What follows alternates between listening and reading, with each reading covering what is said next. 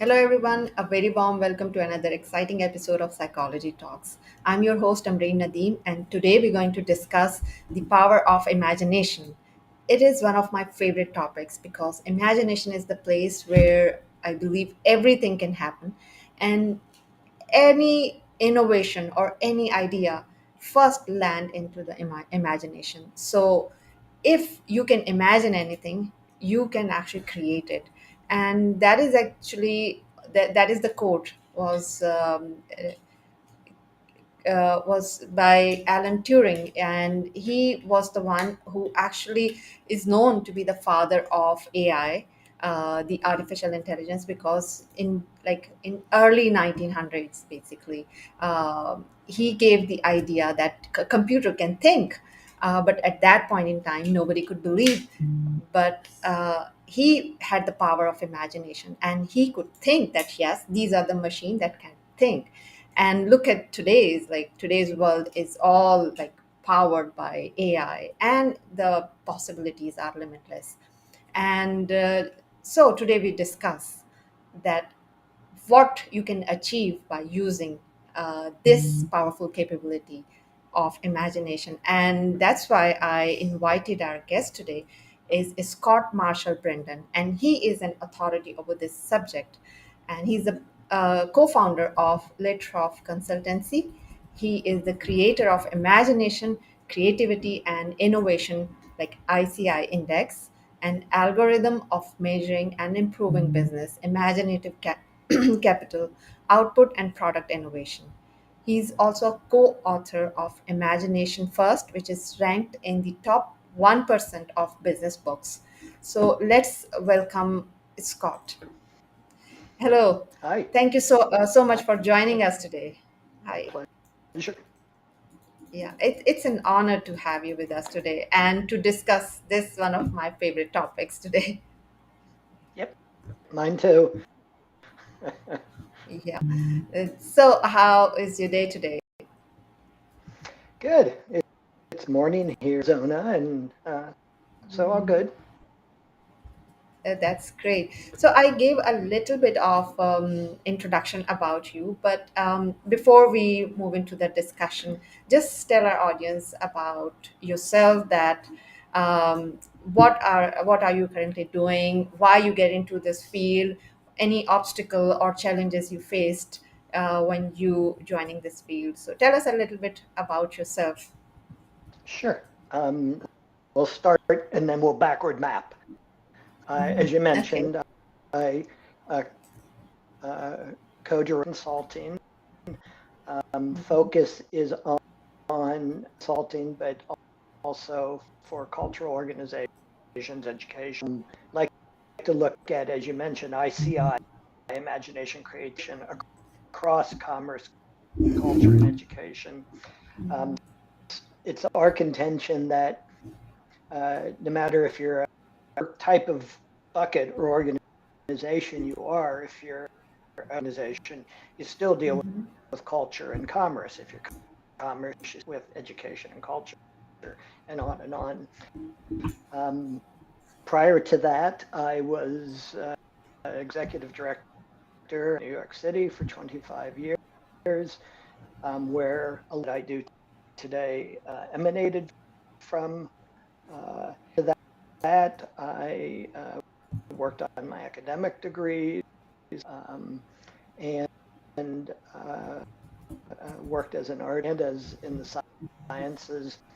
I'm, as you mentioned, imagination first, working on one on imagination and culture with some colleagues, and uh, another imagine uh, the economy and imagination, or what does it look like from an economic. Um, so if nothing else, I'm deeply in the world of imaginative thinking, creative action. You know, to kind of kick it off, the most interesting thing about it is make it so it doesn't sound so interesting. Because part Yeah. of that it sounds so esoteric, so ephemeral, so or so otherness. where for me, imagination is quintessentially human as speaking language, anything else that's in our DNA that's part of who we are, and is deeply, deeply, deeply embedded in that human trait of how we think, how we act, who we are, as you were with, Turing or Tesla or others. Yeah, that's true. That's true. It's quite fascinating, actually. That our mind actually cannot differentiate between what is imagination and what is reality. Like, for example, if we think something that we are walking, or let's say towards our work or anything, and if we imagine something, so like our mind is start believing in that, that we are really walking in that, but actually we're not. So it's quite I would say uh, different thing to experience that, and to basically to ask what is actually imagination and what is reality. So anyways, that leads to the question that how actually would you define that what is imagination. Yeah, it's such an important basic question because imagination has been misunderstood or misdiagnosed or downplayed.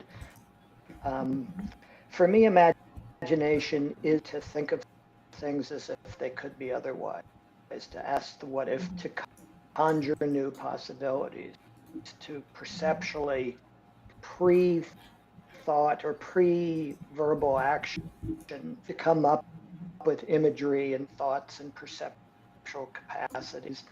Um, uh, Creativity, imagination, enacted, it's using the formal language of a discipline is science, whatever, um, toward the end of trying to solve a problem or come up with something new. Creativity. It's not innovation, where most people start. Let's be Mhm. innovative. It's not innovation unless it moves the needle forward and something about who we are and what we know and how we do it. So just because you're creative doesn't mean you're innovative, and just because it doesn't Yes. mean you're creative. Um, but my imagination first was um, you can bend all you want to innovation, but you have to backward map it back to imagination from a historical way. Since the show, your podcast is Psychology Talks, is that creates the study of and the understanding of creativity, innovation emanates through in commerce, whereas imagination actually comes through philosophy. Reasons, once again, Yes. it's not as well understood or articulated as certainly creativity.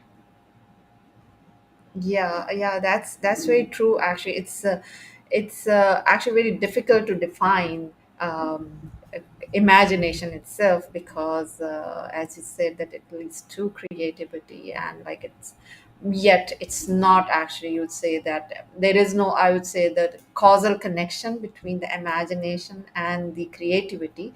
But I would say that there is a link.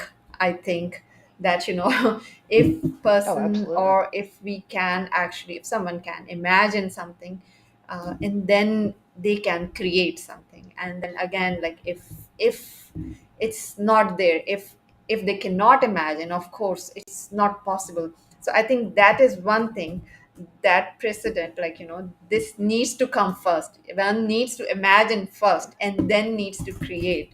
So so what Thus the name exactly of I the would. book. Thus the name of the book, Imagination. Yeah. Yeah, that's true, actually. So here, like, I would just ask the question that, what exactly do you think that, from where does this imagination come? I mean, does it come Mm. from the consciousness? Does it come from, let's say, the universe, or where exactly? What is the origin of this imagination, I would say? Start with, because I use the term quintessentially human, the human capacity of um, right now having this conversation. We receive and understand because we have a car that is attached to neurons and synapse and, you know, brain capacity to ask questions and look at things as if they could be otherwise. First is it starts with just because it's who we are. And equate it back to language. We're all born with the capacity for language. And in fact, it's built into our DNA. It's part of who we're as, as human beings. But some people speak multiple languages and some people are barely. So in a certain sense, we all have the capacity of, it's what you do with that capacity. But to take your question to the next level, um, I think it's the where interesting, at least for me, is when imagination is applied, not just on an individual level, but on a community level. It's one thing for me to think I'm imaginative or to try and creative, but it's another thing if you and I do it together. It's another thing if other members of the community. So there's a higher goal, higher Yeah. power, bringing it together because it requires a certain form in consciousness either comes behaviorally we are as creatures or through nature depending upon one's beliefs or um, to a form of thought and action that goes well beyond us. I take it back to that beginning point because that's the part to start. But I've been asked the questions, what if there's something coming in part? What's the Yes. connection to? And I'll always say, of course, that's there. Of course, there's that Yeah. with a broader understandings, broader reality terms and conditions. Yeah. Um, where those come from, how those manifest is, is interpretation. Yeah, yeah, I think that's also, I think that's the mystery, I would say, that we also need to solve, that where exactly it comes from. And like there are lots of exactly as you said, that maybe like it's coming from somewhere. And like there are lots of theories that maybe the collective unconsciousness, that like we are one, and maybe like this is something that one thing. I would also like to ask one thing, that like thoughts are also part of our, the system of like the way thinking. So how would you differentiate thoughts and imagination? Like in my opinion, like before I just take your opinion, like I'll just give you my opinion. Please. Thoughts, I would just say the simple narration, like maybe the voice is in our head, we can say, but imagination's a kind of visual, right? So is this right definition, or how would you actually define that, how thoughts are different from imagination? Right. If you take imagination and try to out or down into its teachable component part, when I was at Lincoln Center, we worked on a number of schools that use this as part of their methodology, their pedagogy. And so what we did is we came up with 10 capacity learning that Hmm. were inherent capacity to think imaginatively, act creatively. And they perception based, deep noticing, making connecting patterns, um, making empathy, tolerating ambiguity, all those are perception based, and as perception based, just someone who works in that field, you would say very much part of our psychological framework. Once again, as humans, so in that sense, I think that it is very much pre-verbal, pre-action. The that almost that if you think of it as a balance that comes together, and these thoughts together, there's a point where they're separate, and there's a point where they're very dependent. And Yeah. for me, it's this. It's where imagination and innovation come together, as you mentioned earlier, to create that of thought to action. That, but it still starts with those perceptual based. Notice deeper. How do you make meaning? How do you notice pattern? And those are perception based activities that can be taught succinctly. They're not esoteric. They're not ephemeral. They're very in human thought and human action. Yeah, that's very true. So, like, if I just get it right, so basically, it's the thoughts that, as you said, like thoughts in action. Yeah, it's the imagination, and so can we say that that thoughts could be just like maybe we are commenting about whatever is like it's currently happening or whatever is based on our past experience or something that is already happening, but imagination is something that is not happened yet.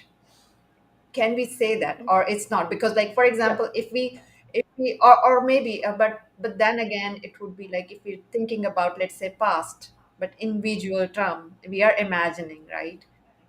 So I'm just trying to make sense, or like, that okay, so imagination would be, it's something wherever we are, our thoughts, but it's a little bit more profound in terms of like we can have a sense, like we can experience experience the thoughts like through different senses even in our head, right? So that's what right, I feel, that it could be like this, right?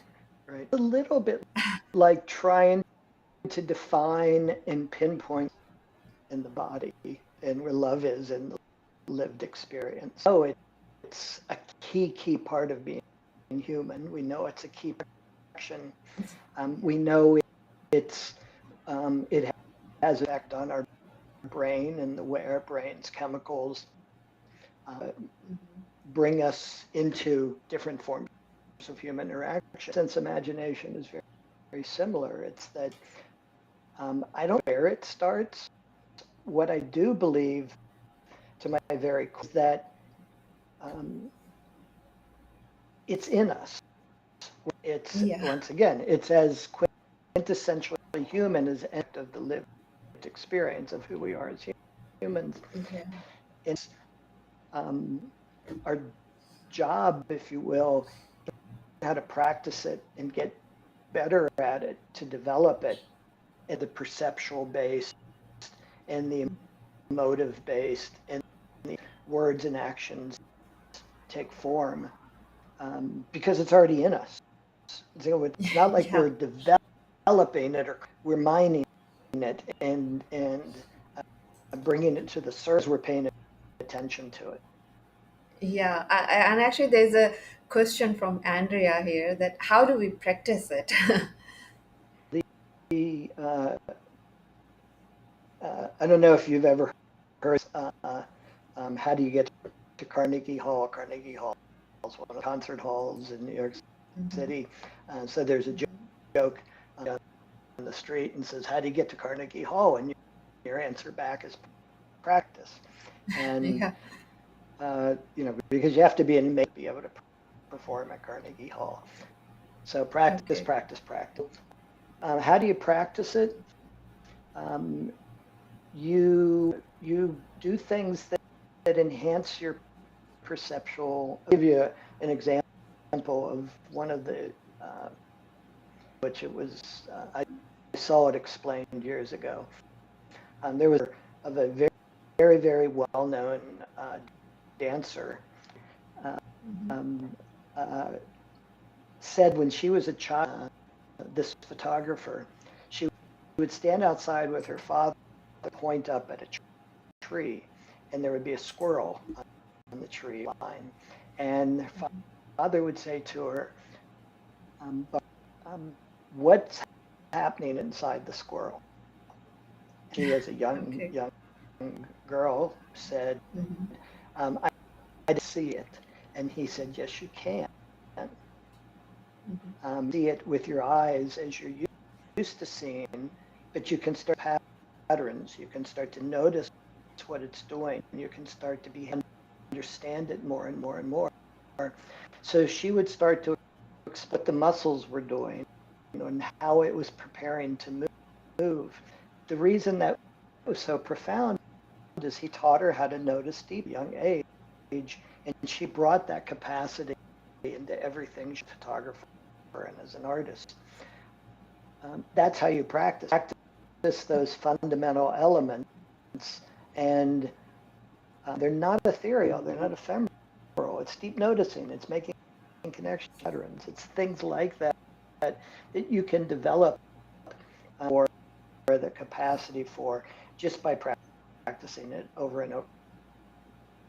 Yeah, I think, and once I actually asked the question from one of a very renowned artists in our country, and like I asked him that how we can actually like we is creativity a born instinct or not, and if it's not, then how we can actually enhance our creativity. So that artist actually told me that you need to get inspiration from from like you need to get used to of get inspired, like look at the nature, observe things, and then try to get inspiration from small things, and that's how you develop more creativity.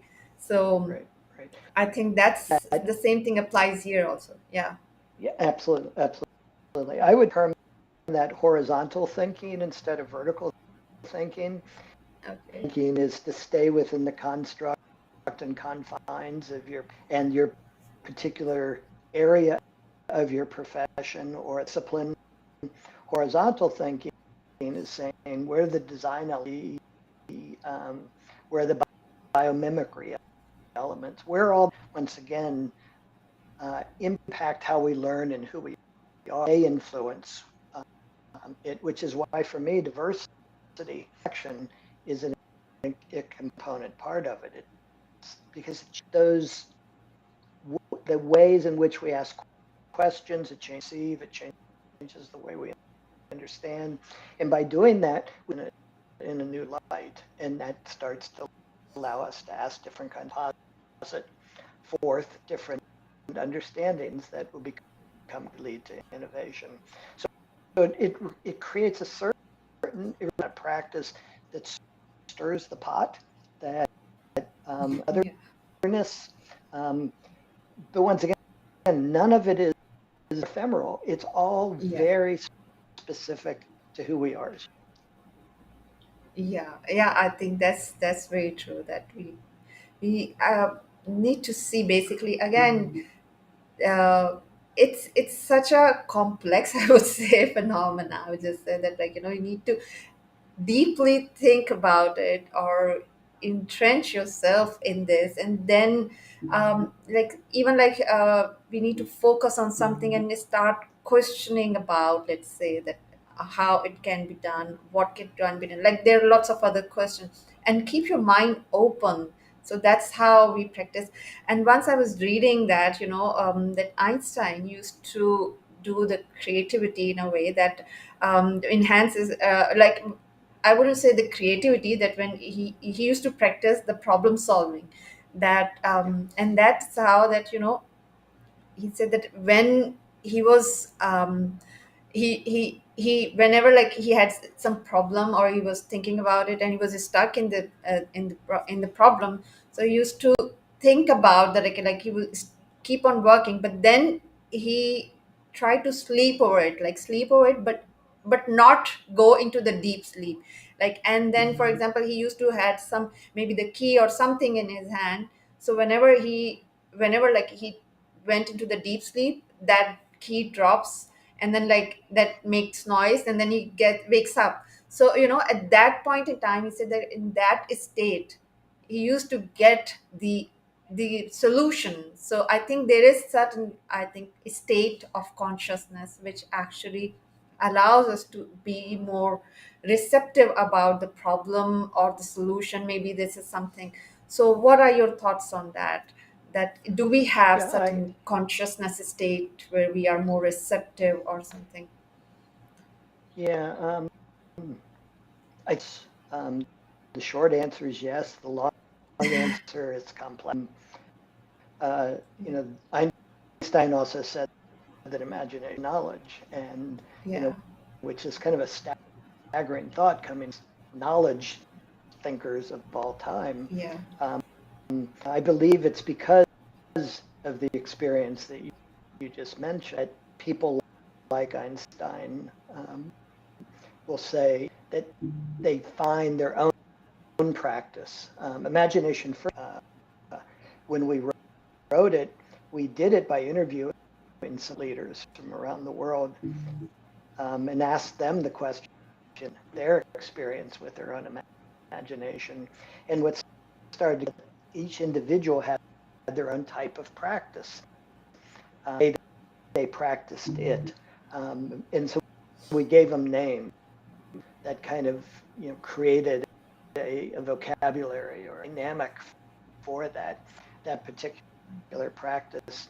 You're describing as Einstein's practice was not uncommon, not the methodology by which he did it, but that same allow yourself to go otherness, a place of where the consciousness or the understanding can roam, and you can find a flow um, to thought Yeah. patterns within it. Those are great to do. Just um, once again, it's a, but the practice starts with deep noticing. You looked around your room right now. If we did a thought around your room, and I was asking you to notice things that you, as your eyes looking around the room, and I ask you to those those things you see by describing from a descriptive to a interpretive understanding of it. You're starting to bring that metaphoric language into it, that way Yeah. of thinking in other ways, and that starts capacity or develops that capacity to think imaginatively. Yeah. Um, so it's probably have to routinize it. Is we have to stop thinking about it as something for the few. And the reason I say we're born is the nature nurture question is always asked with it, or do you develop it over time? And the answer is yes. Um, Yeah. it's who we are, and if you not unlike language, you won't learn to more. Yeah. But doing it bigger, better, more doesn't mean, or you're a Steve Jobs, or you're a uh, what its really goal is for you to live up to your own, not to see who's the top 10 thinkers of all time. We only Yes. think about them. We're never going to bring communities of thought and action that require uh, for action in the world we live in, that the world needs imagination, creativity, innovation in ways now that's both on an opportunity, and if we don't, on the potential um, negative side or hurtful side. We need to be more imaginative. To do that is to practice, practice, practice through these types of connect with others, bring other people into your orbit or your who don't think and act just like you. By the way, there was a study done, a huge company a number of years ago, 1,500 CEOs from around the world, from Oh, CEOs from okay. all over the world, and asked them employees, and the answer back was they look for critical and creative.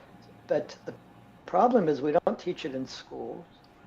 Yeah. We don't even develop it in our business schools in any earnest way. We certainly don't develop it in most of our human and non-humanities based programming. So I think the way you develop it as a society of people is you literally have to bake it. You have to figure out a way to make it. Um, nobody questions whether the ability to use language is essential, Yeah, um, absolutely. because we take it for granted. But that's the way we should be talking about and thinking about it. It's exact same. And if Yeah. you look, um, uh, the longer it is to learn new languages, the same with Absolutely. imagination.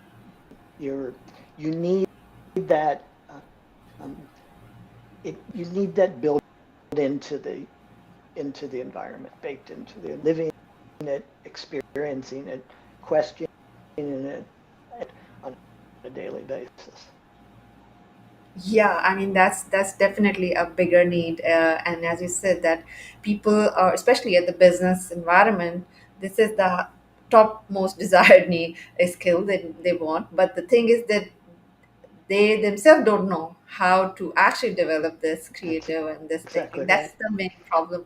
Right. So what do you think that how we can actually address this problem, how we can do this? Because as you said, like education institutes, universities, and they're not teaching this skill. So Yeah. what exactly, how we can do that? Yeah.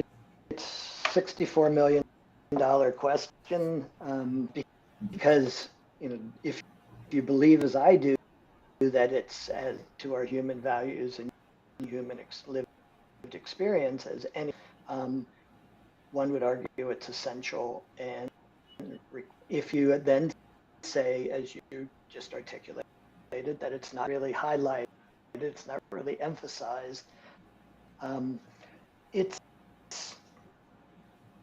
the problem remains. Uh, how do we create an educational system, K-12 or a education for children? I mean, at the board, um, in a business context, environment within it, and how you learn to get to understand the complexity of your job better. Um, uh, it's how if we, first and foremost, if we value it, if we then component parts, and those component parts or those capacities, them into some form of understanding and practice, then you'll start to develop it more in this context, or in an educational context, or in a cultural context. Um, uh, the other thing is there's an educational philosopher by the name of John Dewey, who was noted for understanding and articulating approach to teaching and learning that he called aesthetic literacy. Literacy Mhm. basically is to pay attention to the values of of um, the dimensionality of aesthetics, the dimensionality of all the things that are part of that aesthetic frame. And somebody asked him, what is an aesthetic education? He said, an education that is aesthetic or anesthetic, it dulls you or numbs you. And a lot of education is anesthetic, because Yes. it it may purport to opacities, but it still doesn't. Needs to. Um, so we need to bring it in the education system, businesses as we value it, um, but don't know how to enhance it. get a lot of Yeah. cliched kind of attempts, but the foundational rudimentary elements, again, there's no mystery, they're teachable, and we can, and that's what we proved when I was there and what I've been using since. Um, we're trying into more and more. You mentioned the ICI index, system that can be embedded in any business, any cultural organization, any org, any commercial organization, any organization, because we believe that this is one of those. World needs empathy right now more than Yes. ever. Civil and civic dialogue. We need to be able to differentiate between fact. All those come out of the study of imagination. Um, Whereas a lot of people would say imagination is fancy, it's fanciful thought, is fantasy. I'm looking at something that's very different than that.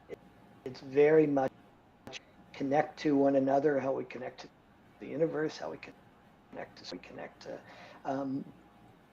to our humanness, our humane. Yes. And as as an educator and someone who cares deeply about the future, I don't know how we become more imaginative. Yeah, I think that's a profound answer. So yeah, we all need to develop this and practice more, but I think we all need guidance as well. And of That's why course, it's got to be part of education. yeah, Yeah. absolutely. Needs to be the education system needs to be enhanced, or it needs to be this part especially needs to be embedded in education system. So the next generation could be more imaginative than this one. So anyways, I we are reaching to the end of the show. Actually, I like this is of course your favorite and my favorite topic, and we can of course go on and on for For hours. days. Yeah, absolutely, for days, yes. But we need to finish this show. So before I end this show, what one advice would you give to our audience today? um, Two practices that we came up with first, that's always been fascinating. One is maintaining a sense of awe. The more the more you should realize what you don't. And the reason you maintain a sense of awe is if you start, you're probably missing half of it. Yes. That knowledge and expertise aren't real. It just means you always maintain that sense. The more you know, the more you're in awe studying, and you almost passionately can't help or wanting to look around the corners, wanting to look under the cover. There is the tolerance of ambiguity, and that itself kind of esoteric, but learning living have a very much we live in a state of sort, um, because as we're learning, taking on faith that it's worth learning. So tolerating that set of conditions about ambiguity, where you're not 100% and you're not 100% certain why you're even heading there, but you to do. It's good for you. That's to me, those are the two kind of takeaways. That if you can maintain your openness for what once again is quintessential, um, will I believe start to be rewarded. Yeah, I think that's a brilliant advice, and especially that we need to maintain the awe. It's amazing because I think we need to be more passionate and more curious about this, and whatever we are learning, we should learn from the open mind, just not being biased from our past knowledge or something, because we need to learn from as if that we are learning for the first time. So I think that gives us more imagination, or it helps us to find out more about. And I think that is how it is. The more we learn, the more we find out that we know nothing actually. So Right. that's one Which is thing is funny statement, isn't it? But it's so that's very true. I mean, the more we try to find out, and we said, "Oh my God, this is still not known. It's still we don't know, and a lot to do." So, anyways, thank you so much for joining us today. Bandon. How our audience can contact you? What is the best way to connect with you? Right. And go to Chrysalis, which is a um, a site around um, Okay, the what? mentioned. Yeah, what is the Chrysalis, as in chrysalis? LMS. Uh, If you just Google that, okay, LMS. Okay, so LM management okay, so system. maybe like what we can do is you can share your website maybe in the comment section, or maybe you can share it with me, and I'll just Yeah, I will. share it here. Let's see. You said Litrof consultant, right? Yeah, I'll They just share it can here. go to Litrof. They can either Yeah. go to Litrof, Chrysalis, or they can Hmm. email me directly, which is Scott at Okay. Okay, so or maybe like they can also connect with you on LinkedIn or something. Maybe Yeah, so LinkedIn's that's how always they great. can also. Yeah. Is how we So that's how, yeah, that's how we connected. So I think so if anyone has any more question or they want to learn more about this topic, please feel free to connect with Scott through the website link I will share in the comment, and through LinkedIn, or through something that you're saying, that LMS or something. Maybe you can share it with me, and then share it in the comments, so people, okay. I'll whoever put wants to that in. connect with you, they can, yeah, do that. So thank you so much for joining us today, and having such a wonderful discussion. Although it is the time is so short, and but the thing is, I really enjoyed it.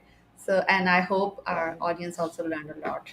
So, thank you so much. great. Well, thank you, Embry, and all you do. Thank you. Okay.